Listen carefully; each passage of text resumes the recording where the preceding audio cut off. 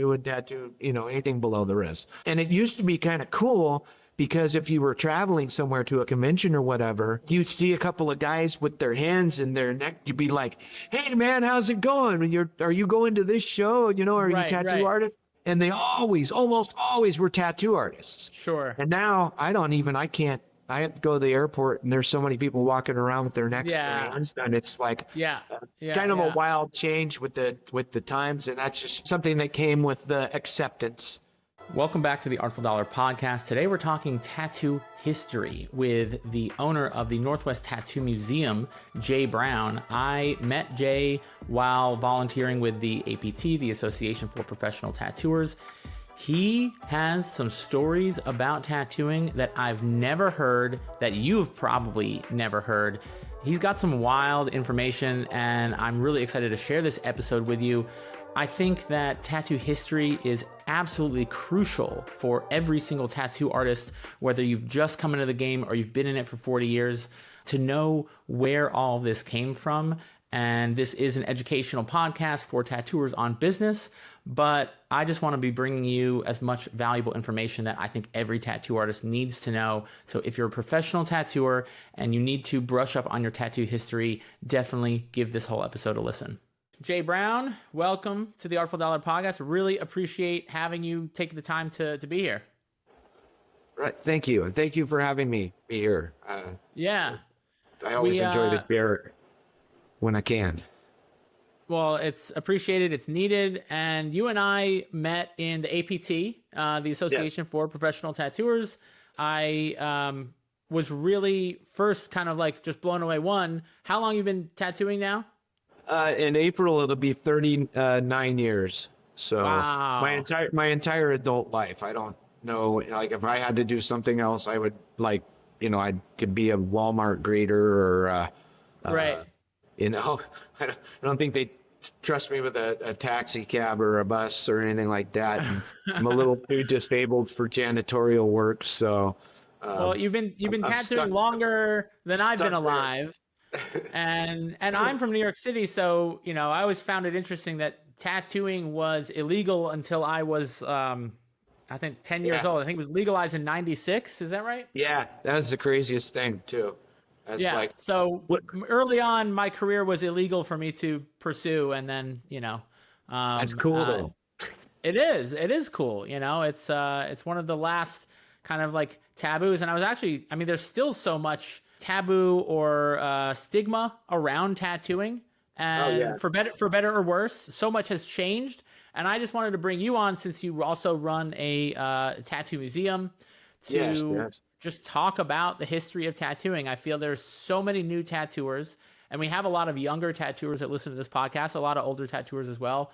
It has such a rich history. And I'm like, well, rather than bitch and moan about young tattooers not knowing the history, like, let's just share it with them. Let's tell them what it is. And so we can maybe cover some of the key moments in the history of tattooing. We can talk about that. But before we even get into that, I want to learn a little bit more about you and your history. What was it like starting to tattoo 39 years ago? Well, it was hard. It was really a rough thing. There was 1/10,000th or even 1/100,000th of tattoo shops that there are today. So most of your big cities only had a handful of shops, and a lot of times those guys were very protective over the business itself. And so if you either got into a shop, got an apprenticeship, or if you'd already been tattooing, then you got into a shop, by impressing the owners of the studio or whatever. And then the option to open your own shop back in the day could lead to some very just not fun outcomes. People got beat up, people got run out of town, people got their hands broken, people got their shops blown up, and I've heard some stories. And I have too. I've heard Molotov cocktails. What's the do you know I don't know the whole story, but they used to put a ball peen hammer in the floor in the cement. Do you know about that one? No. No, that might just I've be seen something it. for good luck or something. It was something about good luck, but yeah, I've seen Yeah. it at a couple tattoo shops. They would like Keep the embed it in the shitheads cement. out, kind Yeah, of thing. It's something like like putting a that. coin over the door. We do that. It's an old good luck thing. You put a coin over the door, so everybody's got a gold coin over the Sure. top of their door. And then if a dollar or something drops on the floor or some change or whatever, it's like you leave it. It's money on the floor is money in the door. There's all kinds of little old superstitions. You got to burn sage in the shop. My adopted father was R.J. Rosini, a longtime tattoo artist, and he always believed in that. And the green candle, which actually, since times are the way they are and things have slowed down, I think I might go back to getting one of those because Okay. green candle sitting there, for money. Yeah. Get And the sage out, the green candles out. Right. I believe it all works. I believe pouring Yeah. that energy and that intention, Right. that energy attracts that energy. Yeah. The old man used to have a thing where you had to leave the radio on, and he left the radio on at night for the tattoo spirits to keep them happy. And Wow. so we leave the radio on here, and he said to me one time, he says, if you turn that radio off, then the next day you're not going to get any tattoo work.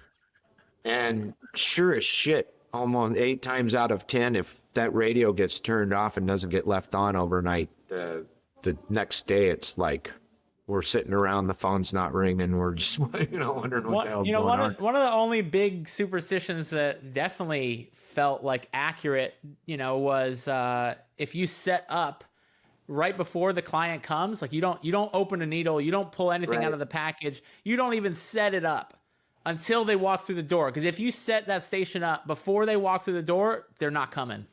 Right. Well, and then that's one, and then there's like another one, like if you go to clean, it used to be when everybody used stainless steel, and some people still do. Sure. Whenever you get in the back and you're starting to clean your tubes, and process them and all that, ultrasound them and re-clean them and the whole deal, and you just get to starting to package them, and all of a sudden somebody comes in the door, a group of people come in the door. Right. That's and you're it. working off the tubes that you don't like, because you already used the ones that you like. You got plenty, but you have specific ones that you like, Yeah. And those are the ones you were about ready to throw in the autoclave, and here they come. And the same thing is, building needles, the same thing. You go to build needles, and then, boy, here they come, right in the door. So. I also was fascinated to hear that you still, 39 years later, in 2025, you are still building needles. Yes. So I guess we can go back to, because this will all tie into back to just, the beginning. Sure. And that it was hard to get good tattoo equipment. The tattoo equipment that you got, and everybody's familiar with Spalding and Rogers, who is still the oldest tattoo supply company in the world. Been around since 1956, if I can remember correctly, 55, 56. And they would sell to just about anybody, but they weren't the first ones. People like Percy Waters, E.J. Miller, Milton Zeiss himself. There was a whole bunch of different supply companies that, sold to just about anybody. Sure. And so it wasn't something that was new. It was just something in the 70s and 80s, it became a thing, and that's a whole nother story. But so in the, a lot of people started from my generation, probably the generation after that, and maybe one more after that. A lot of us wound up with Spalding and Rogers equipment to start out with. And needle building was like, there was 2 things that you could do. You could learn how to build needles, and luckily my mentor taught me how to build needles. One of the first things he did was taught me how to build needles and cut acetates, which I hate. I cut acetates now as here, check this out. Here's how it was done when people come into the museum, if they seem like they're interested enough. Sure. And so, but you could either build your own needles, or you could buy them pre-built. But if you bought them pre-built, then they were a lot more money. Like most supply places sold them for $5 a needle, and then you would get 5 for 20. And that was kind of Gotcha. the standard. Spalding and Rogers stuck to that standard. They might even have that today, but no, because they've gone to disposable, so it's not Right. like that. But up until disposable, I'm pretty sure it was like that. They came in Right. little packs. But in the 80s, when I started, people weren't doing the single service needle thing, right? So you didn't necessarily, we put it on the cards as single service, but we didn't say that there was a brand new needle every time or anything Right. along those lines. It's just used one time at a time is the way, we kind of looked at that. And you hear stories about guys, sharpening single needles on whetstones. And I've done that, and I loop it, and we used to take the needles and put them in a catheter tray after we were done. And then, at the end of the night or after a couple of nights, you'd go back, you'd ultrasound the needles, you give them a good run over with the toothbrush, rinse them down real good, dry them off, and then you'd sit there and eye loop the needles. This one, nope. This one's good. And, that one's good, nope, nope. And so you're got these two piles, right? One pile is no good. The other pile is good. So, and we're not advocating that anyone do that today. No, we're just absolutely not. documenting We're talking about that this 1986. was standard practice, and it just was the way it was. Yeah. Oh yes. You'd have a cigarette in your hand while you did the whole thing too. Yes, and or an ashtray sitting right there next to it. But then the good pile. I have worked at places where they threw a needle in with a tube and sterilize it. I've seen people just shoot a needle in there.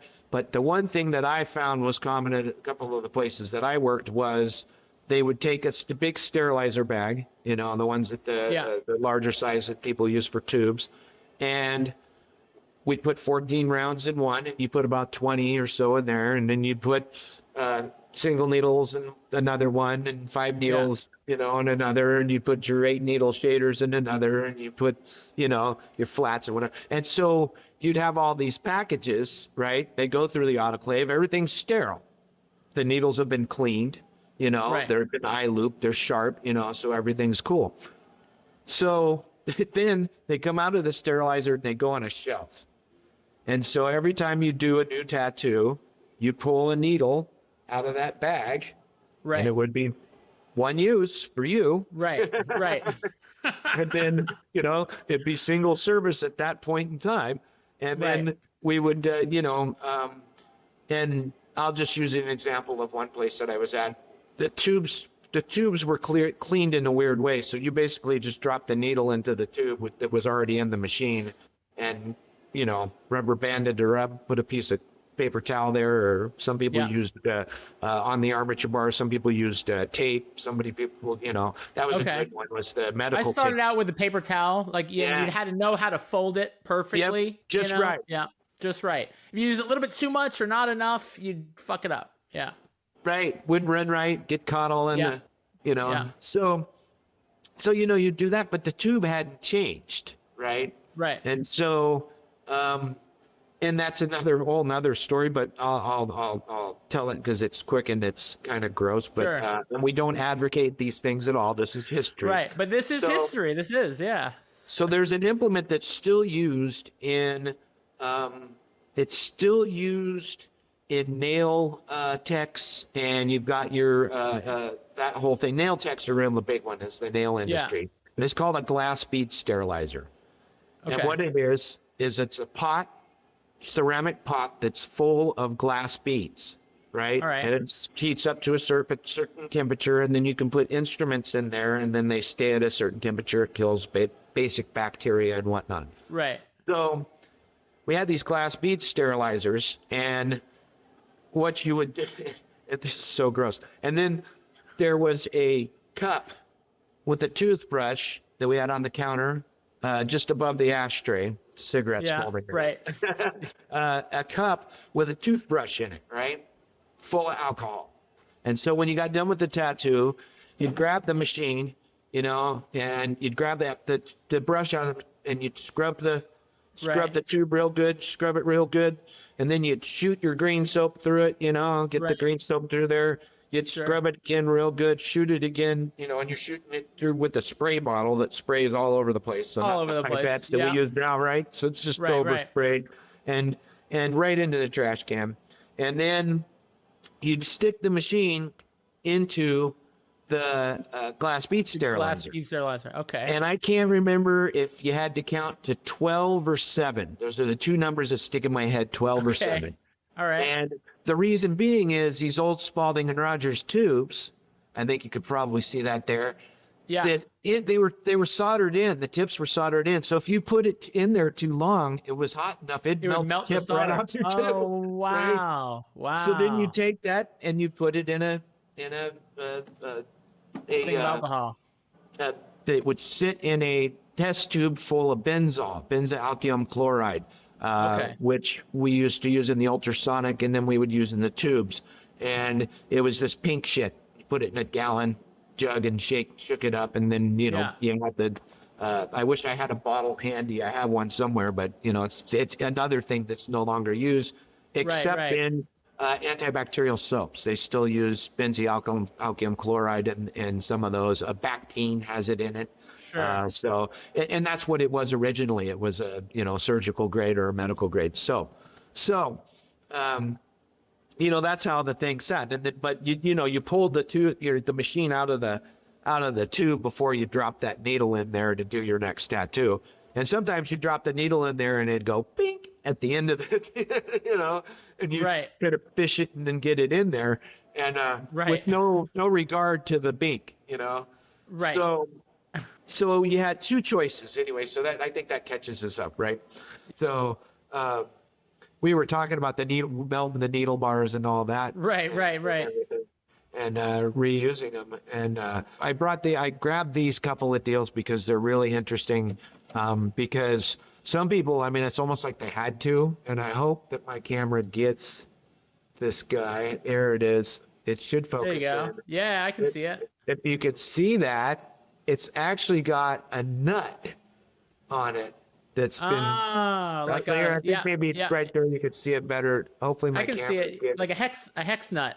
A hex nut that's been drilled out the middle and brazed onto the needle bar itself. Another one that people will remember, and probably anybody who builds needles nowadays, you got the round bars and the flat bars. Well, this is a flat bar that somebody had taken to make. It's made out of brass. Bring it down just a little. There you go. Yeah. So it's made out of brass, and what somebody did was so they could put a flat needle configuration on it. They flattened the brass. They pounded the brass down from here to here, and so it's like, it's really kind of an interesting thing. That would be one reason why people melted the needles off the bars. Right. When you did the 5 for 20 that I was talking about, and all that, a lot of people who did that reused their needles, and then when they needed new ones, they'd buy them. Right. And something crazy about those old needles was when you got them, they had, I don't know if you could see that, they had silicone on them. They actually dipped them in silicone to protect the needle. And so when the time came, you'd have to peel that silicone out, make sure it wasn't in any of the needles and do that. And I had gotten those out just to kind of show and tell part of it, since we were talking about building needles. Because it all changed. It used to be, I have some old jigs where you just kind of held your thumb on it and, did this and that or, whatever. And then I pulled this out, but it's a needle bar making jig. So you could take somebody, the other day I posted something about needle building, somebody on Facebook, and somebody said, oh yeah, we used to go and get old bicycle spokes, and they worked the best, for making bars because they were stainless steel and all that. Nowadays they come pre-made. And then adaptations, like for tightening needles, it's a drill gauge, and it's not even meant for, tightening needles, but we used to use it, as a needle. You use it to tighten needle groupings, right? You take you solder one, and then you tighten the grouping. Gotcha. Right. Yeah. And before they got to the point where they had, now they have well, I don't know if you can even buy needle building equipment anymore. I think Needle Jig might have stuff. But they had these blocks. I didn't grab one that are kept made out of Teflon, and they had a bunch of holes drilled in them. And then you drop the needles in there, and then you tighten, tacked them, and then you took them over and tightened them. But before that, they had this thing that Spalding and Rogers came up with that was it's got the hole for the needle, and then, it's got this steel right here that holds it all together, and then a little flat end where the needle stops, and then you kind of solder the needle down to a point, but you couldn't get it too hot or solder too far down, because if I soldered too far down, it'd stick to the hole and you were done. Or if you got it too hot, everything would fall off. So right. That's gonna be a hell of a deal. And some people got real creative with them. And look at this guy took a rear spring from a coil machine, and then he made it so that he could easily turn it easier, because the ends of them were actually needle bar ends. So this Spalding around, cut needle bars out and took, tubing, and that was that. And couldn't find the one I got in the package in there, but I wanted to show that neat little trick. That way they could dump them out, make a needle, dump them out. Yeah. So, and then from that later on, I moved on to other more safe practices, of course. Now, let me ask you this real quick before we move on. Was you notice every time there's a big change in tattooing, everybody gets upset about it? Was that a big upset when we're like, oh, we had these big packages of needles that we could just, one-time use on you, to now we really are using them once and throwing them out? Was that a hurdle at the time? Do you remember? The changeover? Yeah. Is what you're talking about? I think for some people it was.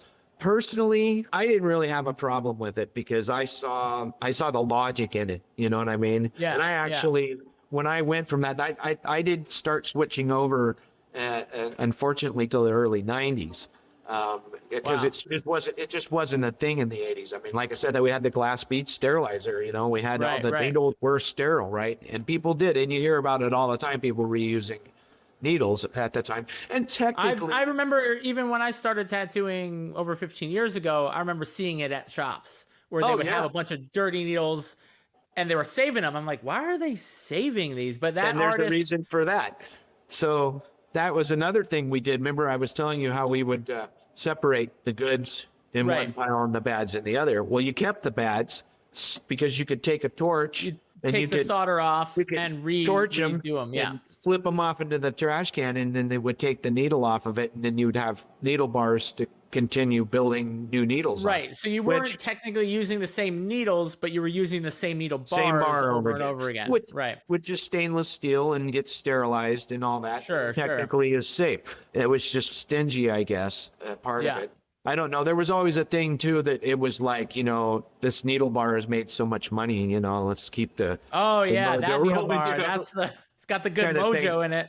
There's so much superstition in tattooing. Like there really is a lot of just superstitious belief systems. Yeah. Oh yeah, there is, and that's you'll see it in all kinds of different shops, and everybody's got their little thing that they you can't move that, or my friend Jesse Martinuke, that has a body graphics tattoo in Reno, Nevada. Almost said California. And it's the oldest tattoo shop in town. His dad founded it, and his dad was Pitcher Machine, Pat Martinuke, from San Francisco.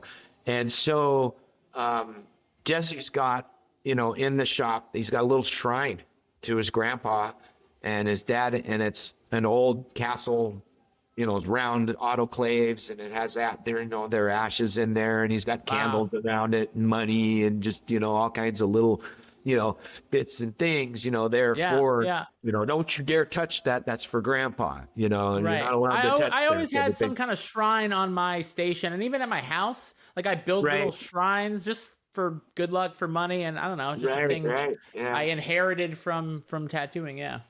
Right. I'm in the middle of the shrine, the tattoo church. So the whole thing is a shrine. I have ashes for my friends. I have little things that mean stuff. So I think we all have a little something like that, Yeah. And it's Yeah, I don't know. That is something that is held on for, I think, since electric tattooing. I think that people have always had a little something there, you know. I've got Speaking of electric tattooing, we were talking a bit about, just the early machines, and you were bringing up the doorbells. And I'm sure every time you pass one of these in a flea market or something, you got to pick it up, and that's a lot of, that's a double. And actually the armature bar is down on the bottom. It's down here, but the hammer is at the top. Nice. And, they got my own Ruby Sharp's contraption here. And a lot of people don't even realize it. Me growing up in tattooing 15 years ago, that was normal to understand that concept. But a lot of new tattooers today, because they're busy using a lot of these and they don't know, what actually happened. And so, and I'm sure you have all the goodies, all the good artifacts. And yeah, I was going to grab one bell that I have that I really like. That's really similar. For people that are listening to the podcast, we're just looking at old doorbells and old rusty machinery here.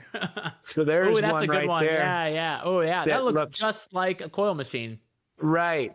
And if you take the Charlie Wagner style lefty machine, it looks damn near the same. And it's on the left side. And the mounting for it really seems like it's one of those ones where the actual mounting looks just like he pulled it off of a doorbell mechanism. Sure. And I actually wrote an article about this. We know that there were doorbell conversions, right? Like they sold like a way to convert? No, but there was conversions. People had converted tattoo machines from doorbells. There's not a lot of dates on them. There's even people now that are buying old doorbells and converting them over. But we know it was something that was done, right? And in my article, I kind of posed the hypothesis that electric tattooing predated what everybody calls the one, which is the Edison pin, right? Everybody's like the Edison pin, and then the 1891 Samuel O'Reilly patent, which I could just a little quick story about that. It's only the handpiece. It's not the motor on top. The motor on top is a rotary motor that existed at the time in engravers and stencil pens that were. I assumed Samuel O'Reilly designed the coil tattoo machine as we know it. Nope, it's just the handpiece with the fulcrum and the lever on that. And there weren't a lot made because it didn't work very well. Because those Edison pin motors, many newspaper articles that I've read, people have said that they were underpowered and they really didn't pack the punch that was necessary.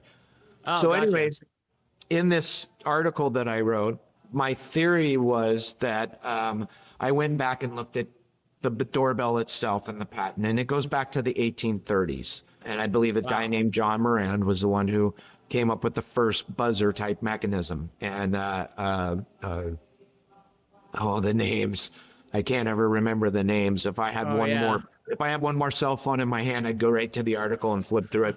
But so before that, Sturgeon was the name of the guy who invented the electromagnet, right? And so John Morand took that electromagnet and figured out how to take two of them and make a buzzer out of the deal.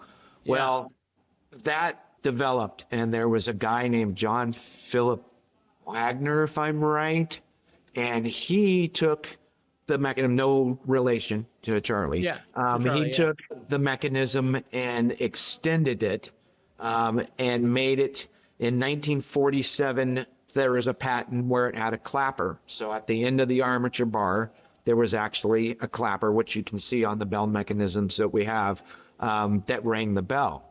Well, in 1850, did I say 19 all the way through this? I hope to God. No, I think you said 1830. Because we're not jumping that far forward. Right. The guy's dead, either that or he's got the secret to life. But anyways, in 1850, a company named Fromont made them available through mail order catalog, which was, the big thing back then. Right. So, that was the Amazon of the day.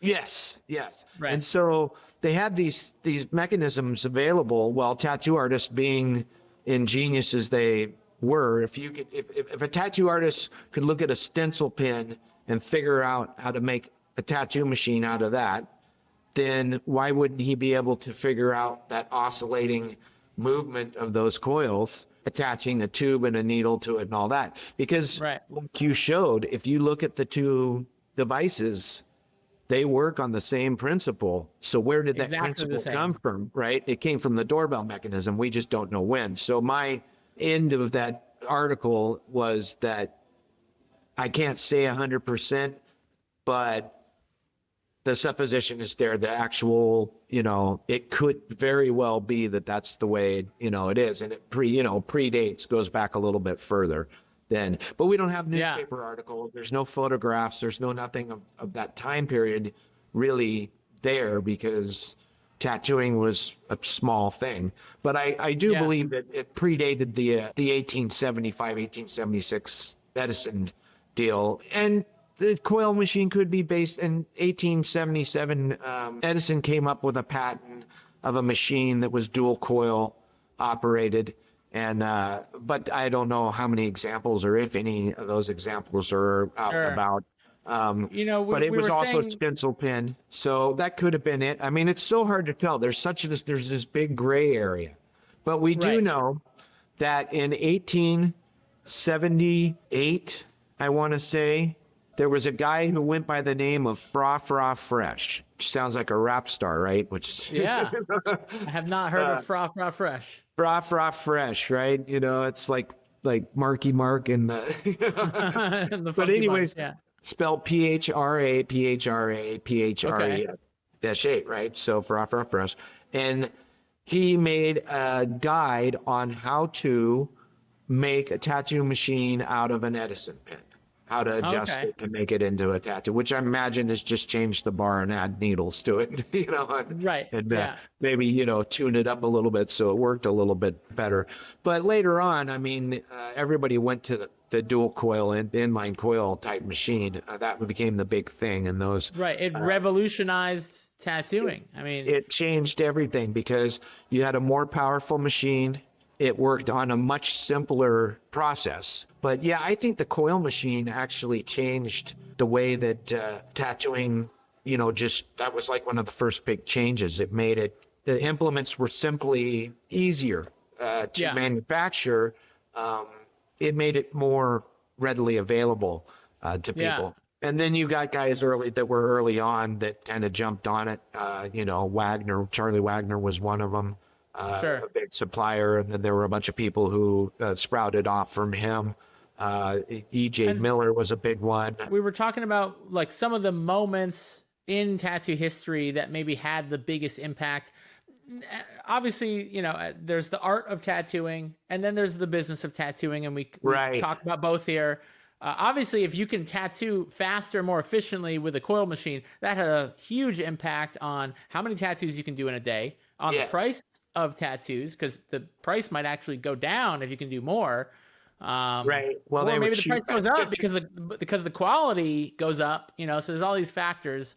And you brought up the mail order magazines, and one of my favorite kind of fun history facts is how the Sears catalog impacted the art of tattooing, and literally the art of tattooing wouldn't look the way it looks today if it wasn't for the Sears mail order catalog. Yeah, some of those mail order catalogs had a lot. And then you had, I'm going through a bunch of them right now, but you have old police gazettes, and you have old Popular Mechanics and magazines like that of the time, all the men's magazines and whatnot that had actual advertisements for different tattoo supplies, whether they be one supplier like Percy Waters and Bill Jones were two of the big ones where they would sell their blank machines. People would build them and then sell them as their own. But so there were people like that. You'll see it on business cards, equipment available, so all they're doing was reselling stuff. But guys like Percy Waters, who was one of the early, big suppliers, E.J. Miller, I don't think Wagner did it quite as much. There were just a handful of others out there that did put ads in those Billboard was another magazine that they put in. And so they had the small, ads as well as things like the mail order catalogs. I was even referring to the Sears magazine. They used to sell artwork for the first time in history. You could buy prints of artwork that Right. they weren't originals. And so Right. these, early tattooers actually weren't tremendously great artists themselves. Oh, But yes. they took the paintings, they took the imagery from the Sears catalog, from the paintings that you could buy, and they turned those into some of the really early, 1930s flash. Yeah. Yeah. Oh, and beyond that, I mean, magazines, comic books, cartoons. Felix the There was Cat, all and kinds Mickey of Mouse, imagery, and yeah. all kinds of imagery, and it depended on the time periods too. In war times, they found more patriotic images, and there Sure. were tattoo images that were based on women in ads and things Yeah. like that in the magazines. Yeah. And so they took a lot of stuff from other stuff. I mean, tattoo artists are the biggest plagiarists on the planet. I've always said Right. that. My Everyone whole gets career. so up in We're up plagiarists. in a There's going to be tizzy people about who don't like to stealing hear it. artwork. Like, Right. if people don't want to hear that, but you know what? It's the truth. I mean, you can't get around it. But so yeah, a lot of flash was done that way. And then there were a lot of artists that were just phenomenal artists that drew stuff up for the supply companies. Fred Marquand drew stuff for Chicago Tattoo Supply House. That was he was a phenomenal artist, and you had guys like DeVita, Tom Ralph. DeVita. Johnstone did stuff for Zeiss, and there were just all kinds of people that did, and then that was copied and copied and Right. copied. It changed a little bit, but it was and we see that imagery, the eagle being the biggest example that I can go straight to.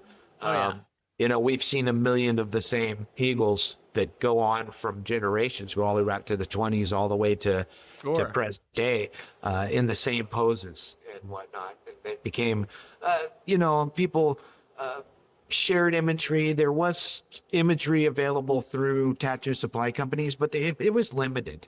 It's not like Spalding and Rogers was probably one of the first ones to just really smash out flash. You know what I mean? They just really got into it. As time went on, they just kept adding and adding and adding. And nowadays you see their catalogs that we used to throw away on eBay going for good money. Right. Which is really weird. But there's thousands and thousands of pages of flash in there. And I think there are tattooers out there today that are redrawing those designs, which is cool. yeah. I mean, I think it's great because you're just perpetuating history in a sense. So I think it's rad. I love some of my favorite traditional, modern traditional tattooing is like you can see the spirit of old tattooing, from the 30s done in a way that is unique, or they put their own spin on it. I think Burt Crack's one of the best examples of that. It's like you see a Burt Crack piece, it's Burt Crack. You just, but it's still influenced by, older work. Yeah, I think it's really cool.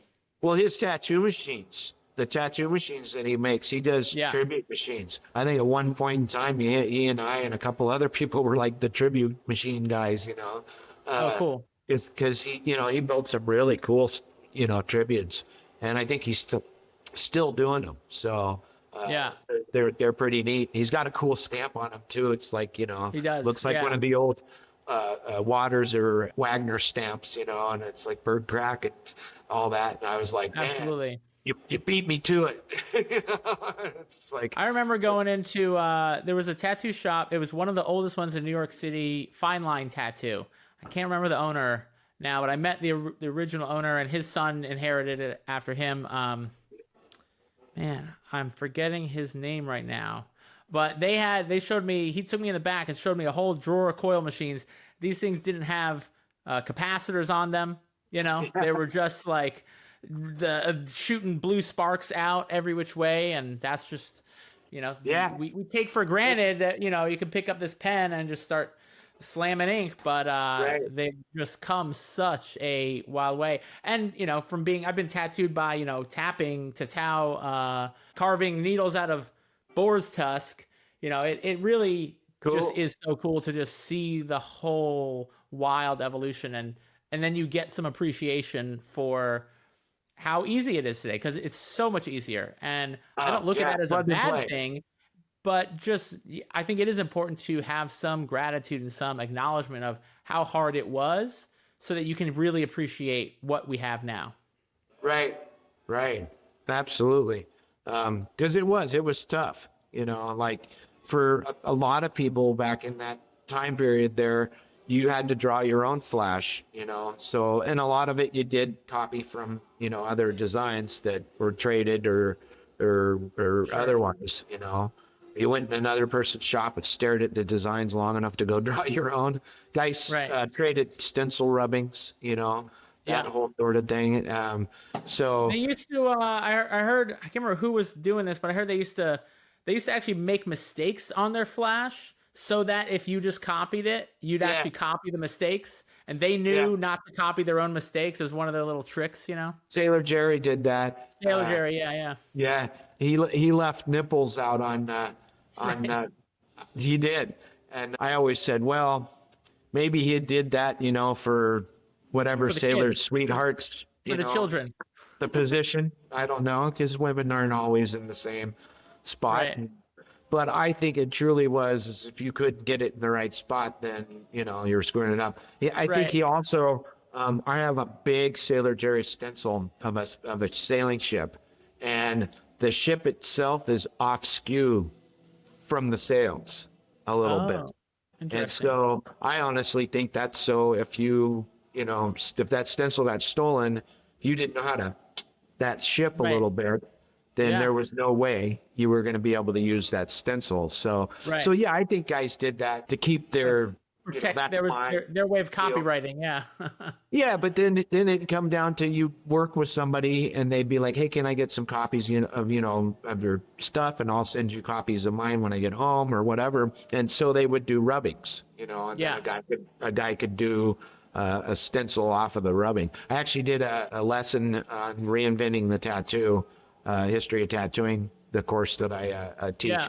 about acetate stencils, how to cut them, how to make rubbings, and all that. The whole, you know, That's deal. cool. It's kind of a Tell me taste about tell me about this course that you teach. I didn't even I knew you do tattoo education, but what is the course that you teach?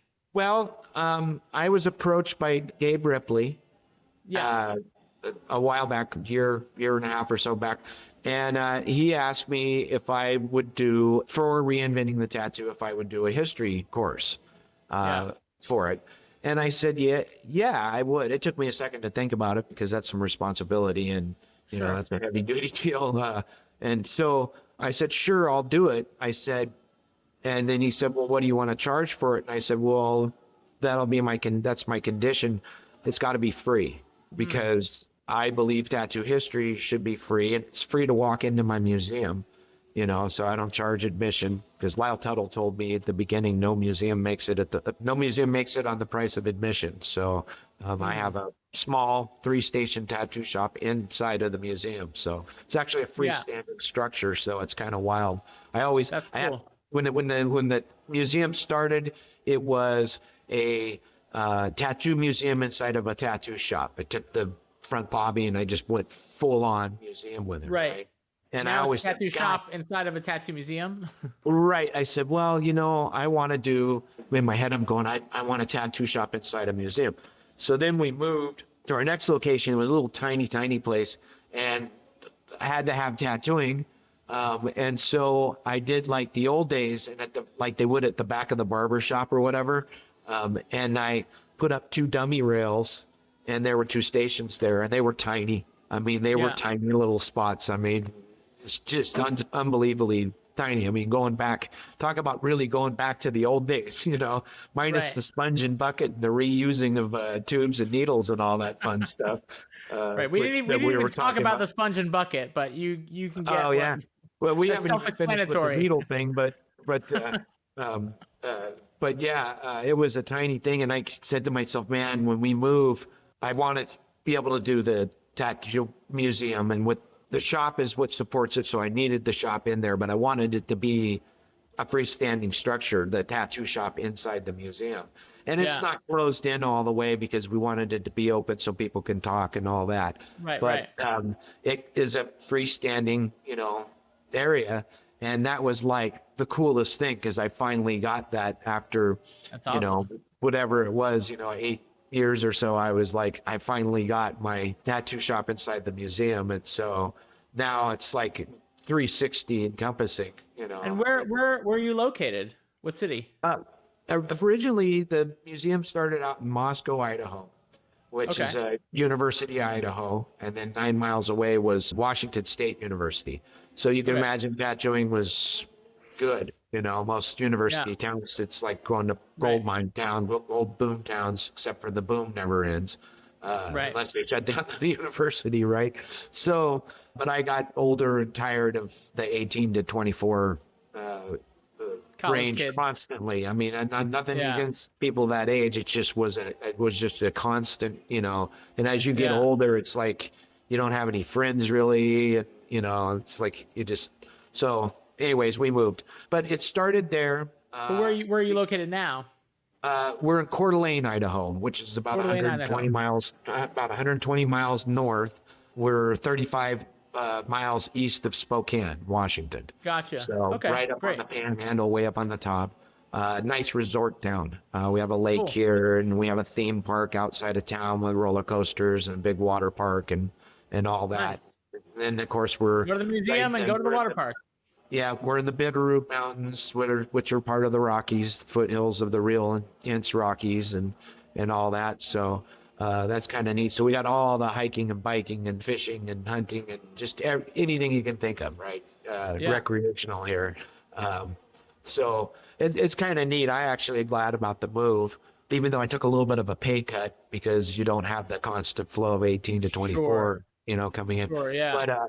But we made the move initially because my wife needed to be closer to work. She was driving a little too far. The winters were tough. We got to the point where we were just kind of making this decision what we were going to do. We were going to move. We started looking at different places, because I wanted to go somewhere I could open a shop and, have it work well and all that. And we just decided, well, Coeur d'Alene's closer to where she worked. So we moved here and Gotcha. And got stuck. And I don't plan on moving. I love it here. It's absolutely gorgeous. It sounds nice. Yeah. I invite anybody to come up here and enjoy it, then go home. Excellent. Don't move here. No, but we just kind of fell in love with the area. But my wife's an archaeologist, and so she at the time was working for the Coeur d'Alene tribe. And oh wow, cool. Yeah, and now she owns her own business, and she does cultural resource management and archaeology, and she's writing her thesis right now for her historic preservation. So she'll be not only a cultural resource manager and archaeologist, but a historic preservationist. And the state doesn't have a lot of those. So wow, I was about to say, it sounds like preservation of history is in your family, is in your. It's in our it's in our deal. I say she's our archaeologist, anthropologist on staff, and she does help from time to time, but she doesn't come down here very much. She's not as super interested into tattooing as I am. It's kind of funny. So, she has 5 tattoos. The largest one Judy Parker did, and it's like that big on her shoulder. It's not huge, and she's pretty content with those. And it's really weird because most tattoo artists, wives, spouses, whatever, husbands, are usually pretty heavily covered in tattoos. And yes, my wife has no tattoos. She doesn't have a single one. She has a background as a pharmacist, and not a single tattoo. She's an anomaly like mine.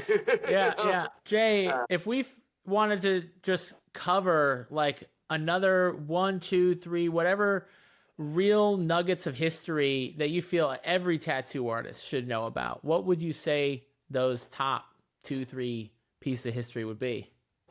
Okay, so number one would sort of be what we talked about the changeover in the tattoo machine and the availability of tattoo equipment through magazines and supply That catalogs. clearly had one of the biggest widespread impacts on the art of tattooing and the business of tattooing. Absolutely. Right. And you had guys like, I mean, here's an example. This is Charlie Wagner. And he's like one of the forefathers of the whole supply business kind of thing. He was one of the big ones. Unfortunately, his supply business kind of took a dive when the stock market did, because Wagner had a bunch of his money invested in the stock market. And then you got Percy Waters. I brought one of those over for everybody to see. Yeah. Yeah. For anyone listening to the podcast, if you want to check out the YouTube channel and see some pictures of some old tattoo machines, check it out. But yeah, beautiful. Right. So that would be the first big one, is the fact that we went from no supplies really scrounging and whatnot to having tattoo supplies available through companies. So that would be a big historical change, and the evolution of the tattoo machine into the coil machine is that it became and is still used to this day. I would say this one is kind of wild, and I'm sitting here thinking of all these different things, all these different changes that have come over time. But I want to say a very important change, and this one happened before another one that, God, 3 is kind of limiting it. But another big change that happened in tattooing was, minus the way shops kind of ran in the 40s and all that, because there were guys that at the military bases that one guy would do the outlining, one guy would do the shading, one guy would do the color, and they would assembly line them through and all that weird business model, right? And then they'd split up, they'd cut up the winnings at the end of the night kind of thing. But that kind of varied from one into another. But one of the things that I think that changed tattooing was colors, ink. There's a broad spectrum on that. There's, Ed Hardy and Sailor Jerry brought, a lot of the Japanese colors that Japanese had been using forever over, and we started figuring out those pigments. And that was an awesome change, and we got to really give it up to those two guys. And like I said, Ed Hardy did a bunch with that. But one of the guys that a lot of people don't think of that has to get props is Crazy Philadelphia Eddie Funk. I got a story about him, but yeah, a lot of us have stories. There's tons of stories about him. I could tell you some great ones, but I'm even his books a couple of times. But you're saying he deserves some credit for color inks or for colored inks. So what Eddie did was Eddie made him, and he had National Tattoo Supply. National Tattoo Supply, I think, came about between 74 and 76. What Eddie did was he homogenized colors. So he took the mixing process of colors and, was able to make lighter blues by blending blue and white, by using blending and heat to, make the homogenization process. Same thing we do with milk and everything. It's basically homogenized means make everything the same. Everything the same, exactly. So you don't have multiple blends of powder blue. It's just powder blue. Right. So instead of looking for one, particular, he was able to say, okay, we can put this white in here or whatever, and make those two colors, homogenize. So that was a big change because it made color brighter. It gave us a wider palette of color, and like I said, that's one of those things that I don't think a lot of people know about. I would say one of my best daddy stories would be, this goes back to the 90s. And there used to be a thing, you didn't get your hands done. You got stopped right here at the wrist, right? And you didn't get your neck done because you hit it below your shirt line, right? Your collar, and then you could go out in public and not have any, And hell, I think the Japanese at one point, some of those guys, the Yakuza, would stop right in here so they can roll up their sleeve a little bit, and it's not safe. So that was the general rule.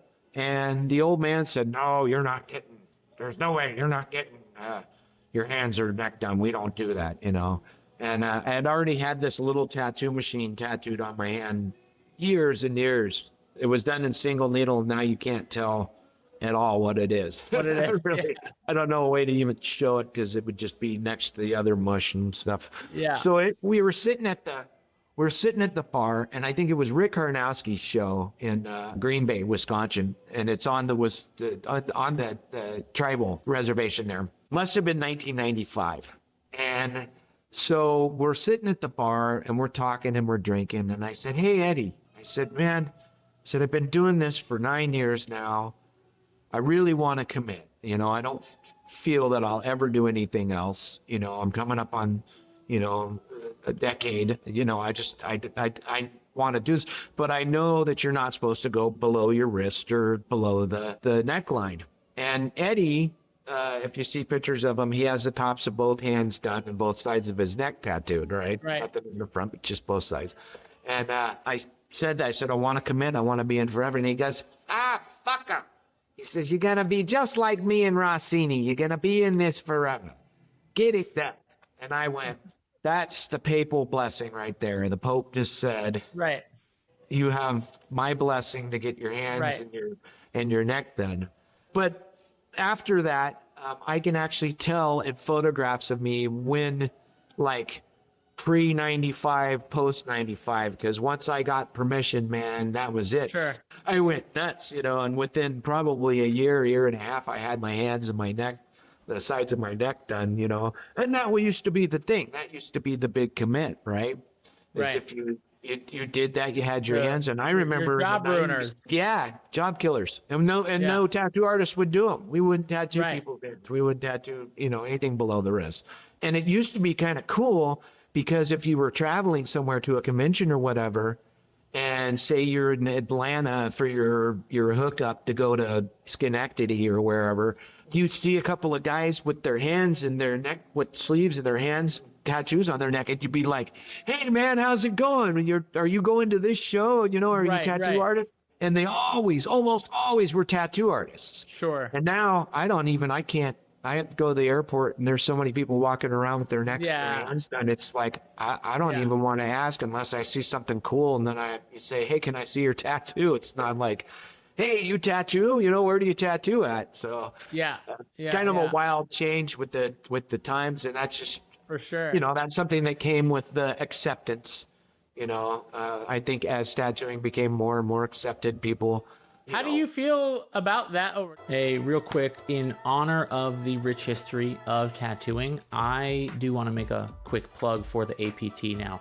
I'm not sponsored by them. In fact, myself and my company are sponsors of the APT. I volunteer with the Membership and Communications Committee with the APT. I give my time to that organization because they are really the voice of tattoo artists when it comes to things like regulation, education, and all this stuff that's coming down the pipeline from the higher ups up there, the FDA and state and federal organizations. So I just wanted to share my experience real quick before we get back to the episode. I've been volunteering with them for a little bit over a year, and it is a community of brilliant tattoo artists, smart, capable, forward-thinking. They just care so much. I mean, I'm not trying to be dramatic here. Like, these people show up again and again to talk about the things that are impacting tattooing, that are going to impact you and your business in the future, and what we can do to organize and speak on behalf of the tattoo artist in the booth, renting their shop, the tattoo shop owner, the supply companies.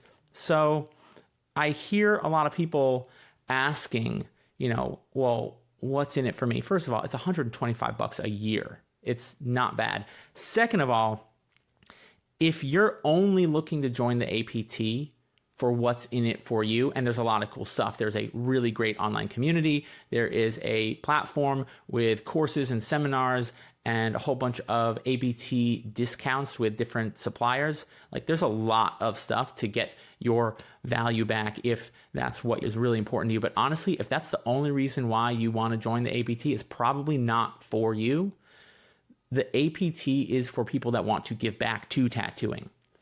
It's for people that want to connect with and be a part of a community of tattoo artists that just love tattooing and are willing to give their time, their energy, and their money to supporting that cause. So if that sounds like you and you want to join a community of tattoo artists, we have weekly Mojo Monday meetups where we just shoot the shit. It's an unrecorded, unscripted, just chat with 40-year-old tattooers and like people that have been tattooing 40 years, people that have been tattooing a couple years, all connecting together. If that is something you want to be a part of, it's $125 a year. I mean, honestly, their membership should be $500 a year.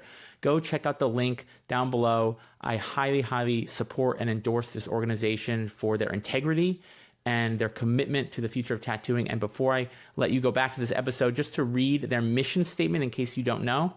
Our mission, the Alliance of Professional Tattooists, Incorporated, promotes advances in tattooing, health, and safety, the dissemination of that information for professional tattooists, along with the preservation of tattoo history from which future tattoo generations may learn.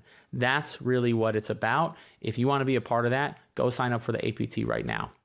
How do you feel about that over just from your perspective, being in it so long? Like, there's the pros and cons, and I think everyone's has the right to their own opinion about it and their own feelings about it. And yeah, I'm just curious, as someone that's been tattooing for 39 years, you like it, you don't like it, it's good, it's bad, I don't know.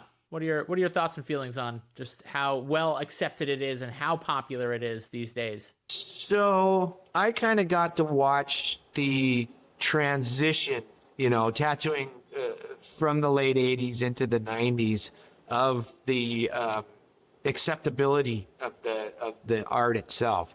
And it first came, I would say early 90s, it became more acceptable amongst women. More acceptable for women to have tattoos.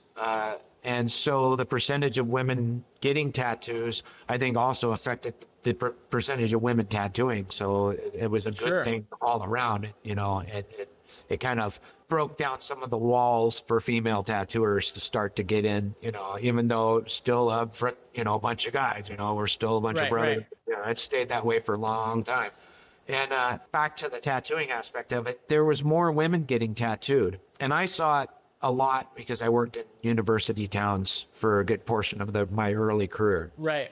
And but we saw more women getting tattooed. And some less discreet places, so there's places that you could see on the arms, on the legs, or stuff like that, not on the butt. And the what I used to call the right here and right there tattoo, one side of the bikini line, one side of the other, on the shoulder, on the breast, places that could be, hidden. They're very simple, small, little tattoos. And it turned into larger stuff. And then, it started becoming more accepted all the way around, males and females, because it was out there and it was starting to come out into the public. More magazines started hitting the stands. So you didn't just have Outlaw Biker, Tattoo Review, and Easy Riders. They had tattoos for men and tattoos for women. I remember seeing a magazine back where there was like a guy, and he was a doctor, and he was dressed in his doctor's uniform, and then it cut to another picture of him showing his full sleeves, and this was in probably like the early 2000s, And I just remember being, oh wow, doctors get full bodysuits of tattoos, Oh yeah. But it was hidden, it wasn't, people weren't coming out with it. And actually, the medical field has probably been one of the most stringent as far as visible tattoos and all that. But in the 90s, that was what I figured we'll call like the revolution, where things changed, where things became more of a deal. And then we got beyond the magazines and the extent of more magazines, and some great ones came out. Like, remember ITA, International Tattoo Art Magazine? That was really good. I don't know if I remember. I grew up in tattoo magazines, and I was probably tattooing for about 5 or 6 years when Instagram came out, something like that. Yeah. And that was it. And then the slow death of tattoo magazines. And it got to the point, I think, where there were too many. That used to be Sure. there was a handful, and then it became that just too damn many. And then But, there's body modification magazines, which were different. Right. That was a whole thing. Yeah. Right. So, and it's a shame because Tattoo Magazine, in my opinion, should still be around, but unfortunately it's gone because they were one of the people in the forefront, one of the ones. Magazines in general are kind of dead, Yeah. Oh, yeah. They There's have. nothing to do with tattooing. But Yeah. now we're in 2025. You've been in this for nearly 40 years. Everything's digital. How do you feel about that? Is that, is it just is what it is? I like the printed word on paper. I think it's going to last longer. That's the one thing I think people don't realize with the digital world.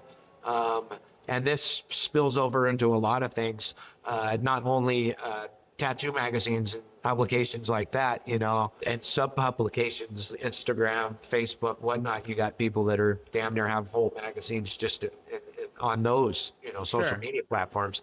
And so a cloud can crash, a cell phone can get dropped in the water, so can a laptop, so can I've seen tattooers say they lost everything because they lost the iPad and it wasn't updated. Right. Yeah. So you can lose everything in a fire too. Nothing is permanent. Everything is impermanent. Nothing is. There's no way to absolutely save stuff, completely. A flood will ruin things, whatnot. But you can also salvage stuff from floods and fires and whatnot if they're in a physical form. Usually anything digital is fried. So that aspect of it, I miss the printed word. I miss the printed magazines, I miss being able to put them on the shelf because it's a little bit of history. Every one of them was a little bit of history, And I think that there's something, I think there's something sacred about all art forms. And tattooing has its own unique, special history and sacredness. And in general, just when you sit down to draw something on paper versus drawing it on an iPad. I remember when I made the switch, when I first bought an iPad, I remember thinking I just wasted $1,300 because it was so hard to get out of that mindset of, moving the tracing paper and doing all the things. And then all of a sudden I have this device, but I forced myself to use it. And then but you're still moving the tracing paper. You're still moving. You're still right. Exactly. You're just doing it on the screen. Mm-hmm. And it definitely sped up the process. And it's a cool tool. It's got a lot of really cool stuff that you can do with it. But I've been getting back into drawing. I don't tattoo professionally anymore, and I've just been missing drawing and getting my creative practice. And I'm just like, I have no desire to draw on an iPad at all. I want to draw on paper. It's fun. It's special. It feels, and so there will always be something gained and something lost, I think is ultimately, the point being made. I had an iPad for probably 3 or 4 hours till I got so pissed off I couldn't stand it, and I took it back to fucking Costco. And I went back there. I got a great big light table. I said, I'm going back to my LightPad Pro. And I don't really have to worry about if my stylus needs to be charged. It's real simple. Take a pencil sharpener, I put the pencil in it, and I go, yep, it's charged. But you do some things one way, for so long, it just becomes, the thing. It's like I challenged one of my guys. He was trying to convince me to get an iPad, and I was like, no, I was being stubborn and old school about it. And so he goes, well, I bet you I could make a stencil off of this design faster than you can by, pencil, because the iPad's, so fast. And I went, okay, cool. And so we both took the same design, and he was not even halfway through, and I was like, done. And it was but I've done it that way for so long that I was able to just pull the lines and just get everything exactly right. I had to turn the paper a little bit, but the same thing with an iPad, you had to turn it. But he was getting in real close and doing this, and he was hitting this and trying to get the line fixed and all that. And I know what you mean. There's wait a minute, erase. Sometimes it can take you. It makes certain things quicker, but then sometimes it takes you longer because you're zoomed in so close. You're trying to perfect it. Right. And then you're like, oh, it actually took me way too long to draw. I know what you mean. Yeah. Yeah. Well, and again, it's nice because you don't have to gains and losses. Yeah. you don't have to pick up a circle stencil to make a circle, you know. You don't have to, it's built in. You got your French curve is built in, you know, your triangle's built in and all that stuff. So, you know, that is a nice thing, but it's like tools you click and, you know, all that. I wanted to do it because it saves paper. You know, that was my big thing. It was environmental, really. It was to save paper because I like to recycle, you know. Call it the hippie in me. So I felt that would be a big change. And then I just couldn't do it. So, you know, I just do like I used to and cut off the scrap, keep drawing the scrap and just, you know. There's no right or wrong way. And full piece of paper winds up being 10 different designs, you know. I appreciate that you are still to this day doing things the way they've been done in a long and they won't always be, and that will eventually die out. And I appreciate that there's people like yourself that are carrying that torch. Yeah, I think there'll be people who will keep the whole thing going for quite some time. There's a handful of us now, tattoo museums across the country that and tattoo collectors, tattoo historians across the country that, you know, are really into it and really want to save it. So back to, we've got the electric tattoo machine and how and the distribution of tattoo equipment. We have the creation, the importing of, and the homogenization of color inks. If there was one more big impact, one last thing, what would that be from the history of tattooing? Well, there'd be two, but one's real quick. Okay, great. One was, and this happened in the 90s, and I forgot to mention the 90s that you can't get away from the TV shows, but everybody knows that changed. Right, we all know about that. We already know about that. So ink, and then the next thing, and this happened around the 90s, was Flash. It changed. It got more detailed. It got more creative. The styles were different. You know, you got people like Judy Parker and Rand Johnson, you know, Cherry Creek, and, you know, all that really kind of changed things, kind of pushed the boundaries a little bit. I'll never forget Cherry Creek Flash. I'll never forget the racks in the shop. And Never. I actually, his wife, Kay, I knew Rand and Kay, and his wife sent me his 12 of his machines, of his personal machines. So we have a nice big Cherry Creek display there. And I have the originals, master copies for set number 1 with all the feathers and all that stuff. Yeah, so I got the feathers. Yeah. He handed it to me. It's a whole other story. And I handed it back and went, no, those are yours. So that's one of the things. And like the mass distribution of Tattoo Flash and the level of detail.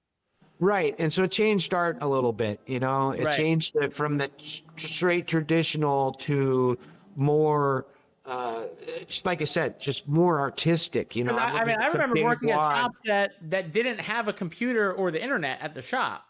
Right. And you'd have the big book of lettering. Yeah. You know? If you want to do anything and God forbid you wanted the fucking lettering curved, oh fuck me, you know, like you'd have to just individually do everything, and then it was such a hassle to get the shop owner to get a computer and get the internet. It's like, why do you need the fucking internet? And that was kind of part of, you know, the Flash change too, the ability to see people's work more and all that. But I do believe, you know, because I'm looking at I'm looking at some Dave Waugh Flash that's, you know, totally different kind of, you know, 90s style. I'm looking at a tattoo brand, you know, totally different style stuff. I'm looking at some Mike Malone stuff that has a totally different, you know, it kind of everything went away from the American traditional style. Right. Which we've now come back to. So Flash is one thing. Flash, and you said there was one last one? Well, yeah, and not counting the computer because we already know that. Right. But one of the biggest changes also to tattooing would be the equipment, the actual change, like the pen machine. That is like there are parts of that machine there's aspects that have been done before that aren't like new technology. It's just improved technology. But the machine itself, the actual implement, that pin, that changed things considerably. I mean, that put a huge change on You're saying, tattooing. And I could have you're said saying Amazon or machines? eBay You're saying, or like, whatever. specifically this type of machine Yes. is the biggest change. Yeah. Is one of the, Cartridges. and it's changed tattooing. And I could say eBay and Amazon and all that stuff, and we already know it. Walmart sells tattoo supplies, Right. and that would be part of the, me saying equipment. But Right. tattooing went from a machine, a tattoo machine that you had to, it had, tubes, it had weight to it, a clip cord that tied in, you had to adjust the points, make sure that they were right. You had to clean your coil took tops. a Paco Rollins coil machine building class. I took Joey D. Cool. Yeah. Yeah. Infinite Irons. Joey I know D. Joey. Yeah. You had to take classes on how to tune a machine if you wanted to be a tattoo artist. You had to. Well, and that was one of the things people couldn't tune a machine. They didn't know how to make. I remember they didn't know how to turn Paco this Rollins screw. was telling us to clean the machine in the sink with soap. Right. Oh well, that's a little nuts, but this screw right here, Right. I think Seth Safari put a thing together once, and it had instructions on how to tune a machine, and then it showed how to unscrew the lock nut, Right. turn the screw. And turn the lock nut again. That's it, right? You have to file the points every now and then when the ones that have points, like this one actually has points on it, where it has silver contact screw and a silver contact point. You had to change those fuckers out. It was a real pain in the ass to change them out. Right. And silver was soft, so it would change shape more quickly. Oh yeah, you had to file. You had to take a burner the brass ones. Right. Yeah. All that stuff, yeah. And then when it got all the way down, instead of changing your spring, because it wouldn't burn a hole in your spring, which we do now, you just filed the back side of it off until the point dropped out. Then you put a new point in there, and then you set it down on a table, took a hammer and smashed it, and it smashed over. Just like changing points in a car, basically, if you wanted to go to the point where you just change the point, not the mechanism. So when the rotary machine came out, that would be one of the first ones. The direct drive rotaries that held tubes and whatnot, because it was plug and play. All you had to do was plug the machine and turn the dial. And then the new innovation, the pin, and from what I understand, that was an esthetician's tool, and they used it for permanent makeup, and then it made its way into morphed over tattooing, to artistic tattooing from makeup tattooing, so that instrument right there really changed things, because it changed how a person tattoos. It changed the weight of the machine. The cord didn't pull so hard. That you had the cartridges, a new innovation, right? You can click one in and click another one out. You could change from your liner to your shader to a different shader. You can have 5 different needle configurations out there. And we take that for granted now, but like that I got set up 4 machines, 5 machines. Right. Oh yeah. Oh, the entire that's concept. how I do right. it. You had a coil machine, wasn't just a tattoo machine. It was a liner, and then you got a shader, then you got a color packer, and you got this and that, and now you just got one thing banging it all out. One thing, yeah.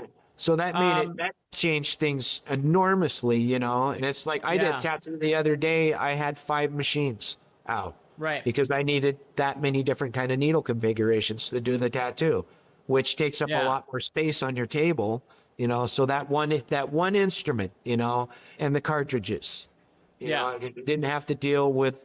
I guess you still have to eye loop them, but make sure that they're good. But it's just that click in, click out, right? Jay, and then, I feel like I could talk to you forever about this stuff. Unfortunately, I have to run, dude. I got a call. We'll have to link up again. And can people find out more about the museum on Instagram? Yeah, we're on Instagram. It's Northwest, at Northwest_tattoo_museum. And I think in the way you put it in there, we're going to pop up. Sure. You pop up at Google. You can go to our website. We have a Facebook page and all that. So amazing. Yeah. So it's like I try to post stuff pretty regularly. And sometimes you share some really valuable stuff in the APT. And I'm always trying to plug the APT on this podcast, because I truly believe that tattooing is stronger when tattoo artists are united. Yes, absolutely. And it's like, and we're in a time right now where we definitely need something like the APT that's actually doing something that's, I joined originally in 1993. And I taught the PDTT class for a while. I've done the certificate of tattoo mastery. You share some really great posts in the circle group. There's an online community for the APT. You share some really great history in there. So anyone that just wants to learn more about this stuff or teach other artists in your shop, check out the APT, and then you come hang and chat with Jay anytime you want. There's so much resource on there too, outside of what I put in there. There's so much other resource. There's all the information about the inks, all the information, Ben Shaw, regulation, everything, all kinds of stuff. Whenever anything comes up, Ben's always on there. We have to have Thank you, Jay. So. We'll be in touch soon, man. I'd love to share anything else about tattoo history and the business of tattoo and all that. So thank you so much for your time. Really appreciate it. Thank you. I appreciate it. And thank you for letting me share. All right, if you found this episode helpful, one of the best ways for you to help other artists is to share this episode. Leave a review and subscribe. It helps other people find my channel, and you never know what a difference it might make for someone else. Plus, I will forever be grateful for your support, so I just want to say thank you and have a great rest of your day.